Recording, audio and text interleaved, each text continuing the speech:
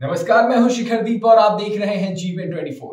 युद्ध विनाश का वो रास्ता है जिसमें बचने का शायद कोई मोड़ नहीं होता। और शायद ये बात हिंदुस्तान को तो समझ में आ गई है, क्योंकि हमने सीखा है रामायण से, हमने सीखा है महाभारत से कि युद्ध का परिणाम क्या होता है, कितना भयानक हो सकता है ये।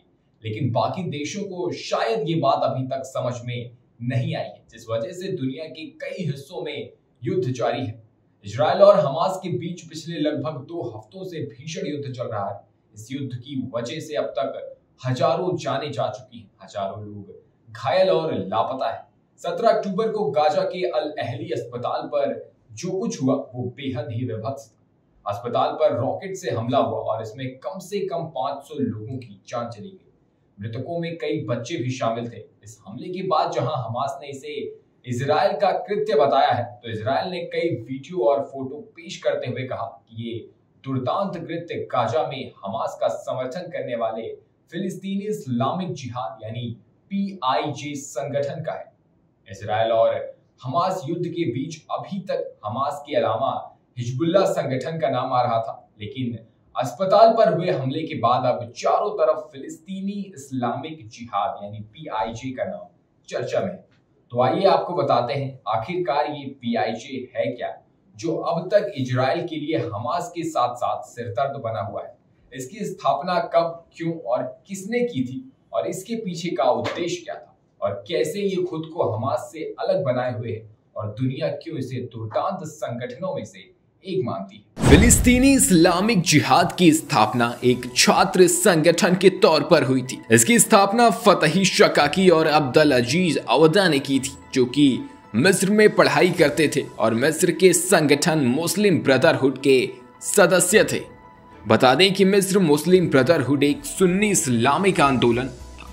कुछ समय बाद इन दोनों को लगा कि ब्रदरहुड फिलिस्तीन को लेकर गंभीर नहीं है और वो उस दिशा में काम भी नहीं कर रहा है। इसके बाद इन दोनों ने एक अलग संगठन बनाने की ठानी और इस तरह से साल 1981 में फिलिस्तीनी इस्लामिक जिहाद नामक संगठन का निर्माण हुआ। PIJ का मुख्य उद्देश्य भी अन्य फिलिस्तीनी संगठनों की तरह था, इजराइल का विरोध करना और उन्हें उखाड़ फेंकना। इसके साथ ही इनका मानना था कि इजराइल से किसी भी तरह की शांति वार्ता करना गलत है और ये उग्र हमलावर नीति में भरोसा करते थे। इसके अलावा PIJ हमास की तरह किसी भी तरह की राजनीतिक और सामाजिक भूमिका में आने से बचता रहा है। इसी वजह से इसका कोई केंद्रीय नेतृत्व या ढांचा नहीं है। फिलिस्तीन में इजराइल का विरोध करने वाले कई संगठन हैं। इन सभी संगठनों का मकसद इजराइल की खिलाफत करना है। इस वजह से इनके बीच में तालमेल बना रहता है। इसी तरह हमास और PIJ के बीच में भी आपसी सहमति बनी रहती है।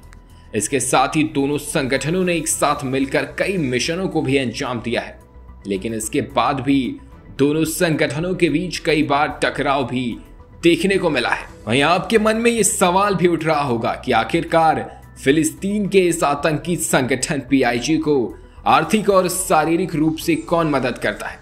जी हाँ, अमेरिकी विदेश विभाग और कई मीडिया रिपोर्ट्स के अनुसार फिलिस्तीन के कई संगठनों की तरह PIJ को भी ईरान की तरफ से बड़ी मदद मिलती रही है। माना जाता है कि 1988 में ईरान ने PIJ को 16 करोड़ रुपए दिए थे। 2013 तक ये रकम बढ़कर करीब 24 करोड़ रुपए हो गई थी। इसके अलावा ऐसी कई खबरें आई जिसमें ये दावा किया गया कि PIJ के लड़ाकों को ईरान की सेना ने ट्रेनिंग भी दी है। इसके अलावा कतर भी इस संगठन की आर्थिक रूप से मदद करता है। वहीं फिलिस्तीन में सक्रिय रूप से काम करने वाले PIJ का मुख्यालय सीरिया की राजधानी दमिश्क में है।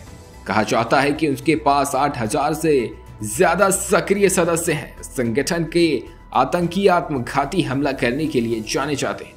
1987 में इस संगठन ने इजरायली पुलिस अधिकारी की हत्या कर अपने पहले हमले को अंजाम दिया था। शुरुआत में संगठन में महिलाओं को प्रवेश नहीं दिया जाता था, लेकिन 2003 के बाद से महिलाओं को भी संगठन का सदस्य बनाया जाने लगा।